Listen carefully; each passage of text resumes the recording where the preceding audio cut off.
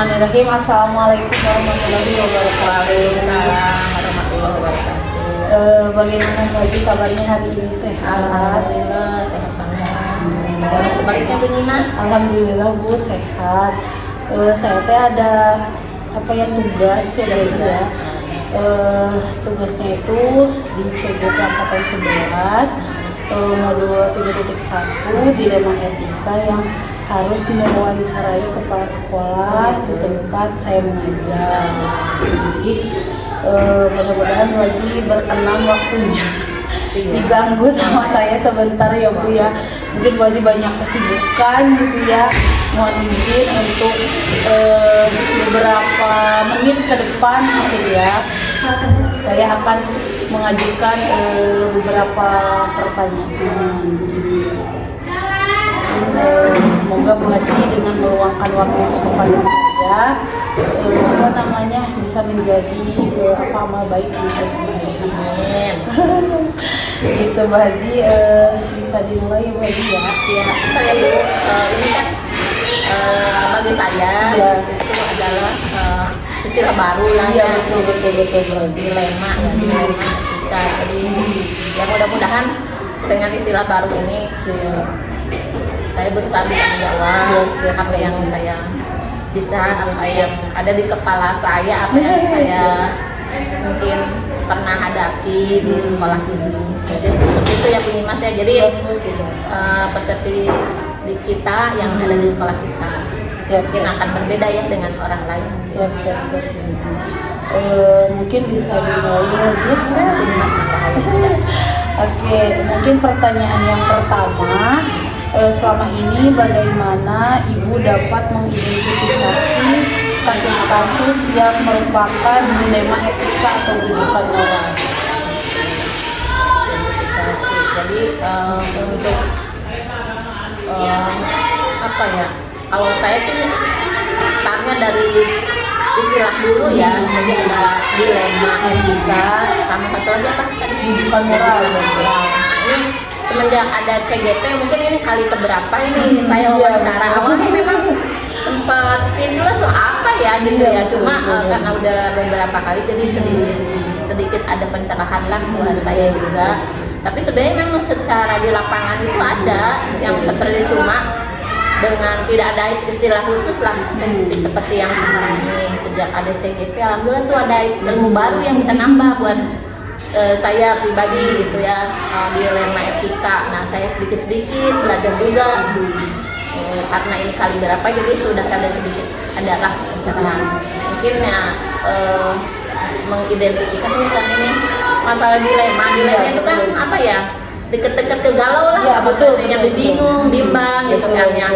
Apalagi masalah etika ya, artinya kalau di sekolah berarti yang menyangkut dengan warga sekolah, mungkin saja kepala sekolah juga, ya, mungkin guru, ya kan, mungkin dengan siswa, ya kan, itu hal itu bisa terjadi. Nah, cara mengidentifikasinya tentu ini kan salah satu dari fungsi seorang pemimpin, yaitu tugas manajerialnya, yaitu berkaitan dengan monitoring atau mengamati ya, jadi setiap lingkungan sekolah, hal-hal apa yang terjadi setiap harinya di sekolah. Nah, dari situ nanti akan bisa dipelajari lah, akan ada yang baik atau ada yang negatif, ada yang positif. Nah dari situ ada juga nanti yang kira-kira menyebabkan masalah atau memang bahkan sudah ada masalah cuma belum teramati, sehingga dengan kita mengamati ya, seorang pemimpin mengamati keadaan sekolah lebih dari segala aspek itu, insya Allah nanti akan terlihat oh ada masalah apa nih. Nah masalah itu bagi seorang pemimpin harus diselesaikan. Nah, cara pengambilan keputusan itu yang memang harus betul-betul betul-betul tepat lah. Jadi saya dari mulai pengamatan, kemudian saya pelajari betul, terus masalahnya apa, kemudian kita berusaha akan carikan solusinya. Kesimpulan dulu deh, disimpulkan ya, nanti baru solusinya apa. Nah, kira-kira tepat untuk apakah ini masalah ini masuk ke dilema etika atau masuk ke rujukan moral begitu ya. Karena di situ seorang pemimpin itu dilema etika itu harus bisa melihat oh ini ada masalah, tapi secara moral itu benar, tapi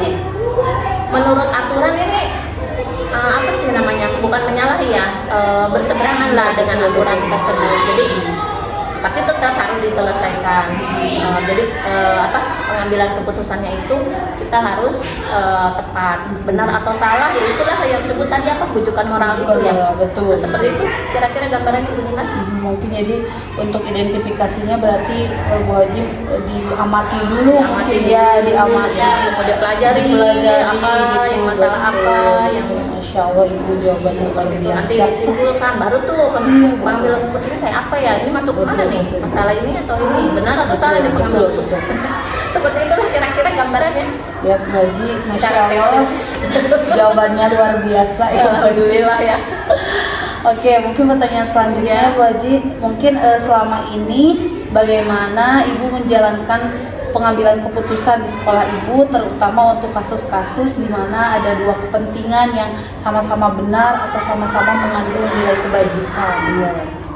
Ya seperti tadi yang terkait dengan poin 1 ya, seperti itu mulai dari pengamatan tadi, kemudian kita pelajari, kemudian kita simpulkan, setelah itu kita ambil keputusan. Nah itu pengambilan keputusan, itu yang di ujung ini yang paling penting. Nah kalau seandainya itu memang selalu ya ada dua sisi hal, dari setiap masalah itu ada yang sisi positif, ada sisi negatif. Kemudian juga pada saat pengambilan keputusan itu juga ada aksi kan, ada reaksinya. Nah, jadi kita ambil keputusan gini pasti ada reaksinya itu akan mungkin saja bagi satu pihak terasa menguntungkan, mungkin sebagian satu pihak lagi merasa dirugikan. Itu adalah dua sisi mata uang lah yang kan selalu terjadi seperti itu.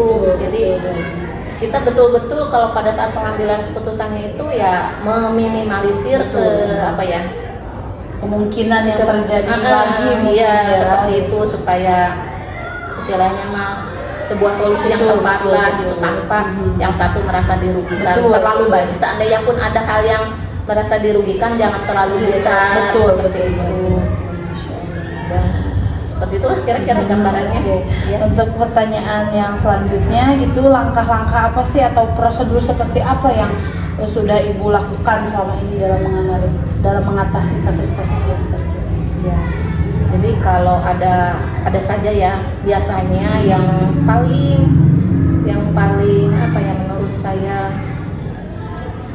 krusial lah ya, itu adalah teknik ya, tenaga pendidik dalam hal ini guru, karena guru itu di sekolah itu kan sentral banget posisinya. Jadi dia itu bisa menyangkut ke siswa langsung, apalagi ya juga bahkan ke teknik yang lain, ke pimpinan, efeknya itu banyak gitu kalau guru itu, dengan termasuk orang tua, dunia luar ya, dan sebagainya, masyarakat dan sebagainya. Seperti jadi kalau saya ya paling saya ini ya terkait kasus-kasus yang terkait dengan teknik aja yang paling, bukan artinya misalnya dengan siswa tidak juga, karena siswa itu saya yakin guru-guru di sini bisa juga menyelesaikan masalah-masalah yang terkait dengan siswa langsung karena ada guru kan ya. Betul. Nah, tapi saya bukan artinya melepaskan begitu saja, tapi yang paling konsen saya itu adalah masalah terkait masalah guru ini, masalah yang guru. Nah, kalau ada masalah yang terjadi yang terkait dengan dilema etika, kalau saya sih pengennya nyekat guru bahasa nih, singkatan aja dilema etika ya. Diletik itu bagus ya, diletik sama apa tadi, bujukan moral. Betul. Cuma kalau bujukan moral lagi gimana ya, bujuk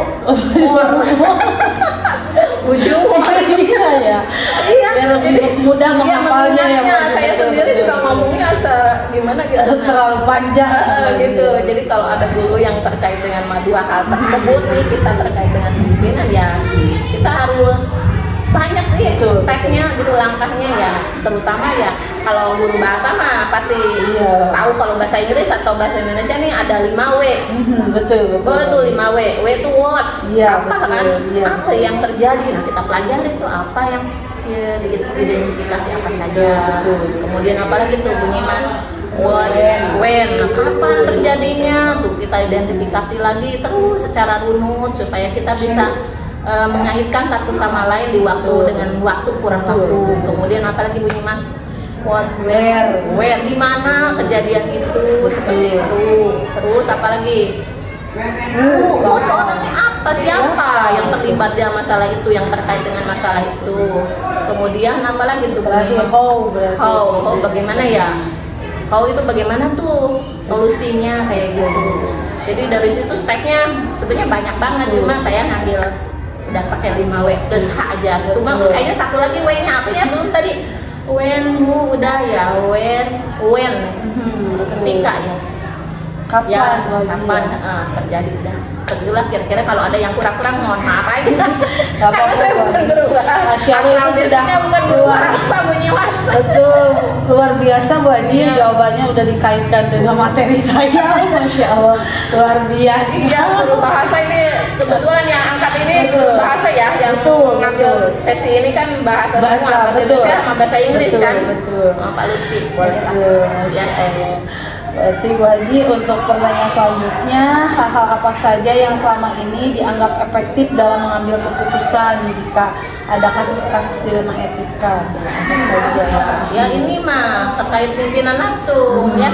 Jadi sebagai seorang pimpinan ini dilatih dengan adaan masalah yang kayak gini nih, dilema-dilema yang seperti ini nih. Yang terkait dengan norma, aturan. Nah, seorang pemimpin itu dilatih betul nih. Jadi supaya dia itu sikap responsibility, kerennya gitu. Responnya itu terasah gitu. Jadi care gitu sama semua pihak yang ada di sekolah itu, baik dari siswa, guru, komite, lingkungan sekitar, itu dia lebih care aja, lebih perhatian gitu.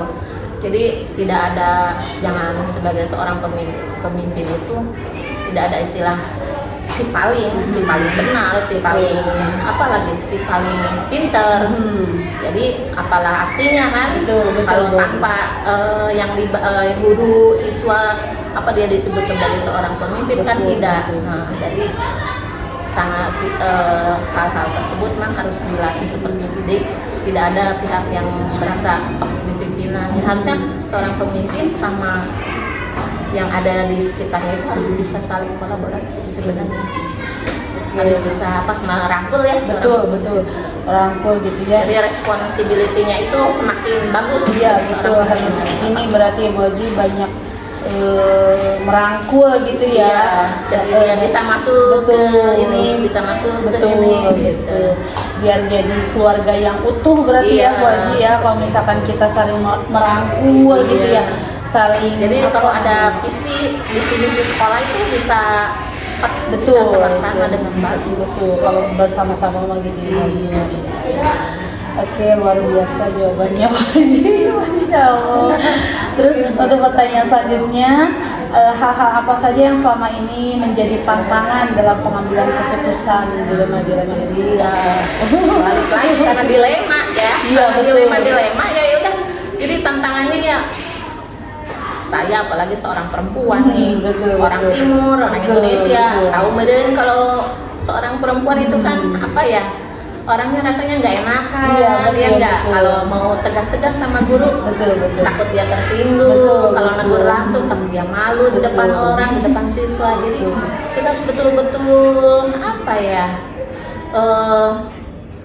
tepat gitu, supaya dia bisa masalahnya bisa terselesaikan, tapi dia juga tidak merasa dirugikan atau dipermalukan seperti itu.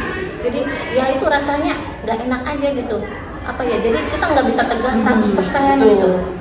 Takut tersinggung berarti ya, takut. Ya ada rasa takutnya gitu. Padahal kalau bisa aja kan seorang pemimpin itu gitu kan gitu ya. Tapi ya karena kita juga ya terutama saya perempuan, ya ada rasa nggak enak. Jadi nggak bisa 100% tegas, nggak bisa. Oke. Untuk pertanyaan selanjutnya, berarti Masya Allah tadi luar biasa ya. Berarti gak enakan gitu ya. Jadi harusnya keputusan itu saklek lah kalau aturan ini kan gitu. Tapi berhubung kita masih melihat ini normanya ya benar, kasihan juga. Misalnya saya dulu seorang guru gitu ya, kalau emang dia ditindak langsung kan kasihan, nggak tuh hanya dia emang menunaikan tugasnya mungkin berkaitan antara tugas dan keluarga gitu ya, bertentangannya seperti itu. Jadi kita juga juga harus toleransinya ada gimana gitu sih. Siap, betul, jadi saling toleransi bagi Bu Haji ya sesama warga sekolah berarti ya, Masya Allah, bisa.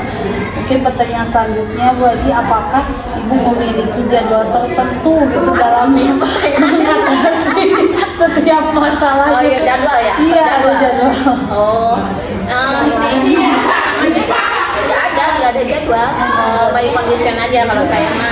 Kondisional. Iya, jadi kalau misalnya ada masalah yang terkait dengan dialektik atau bujumor gitu.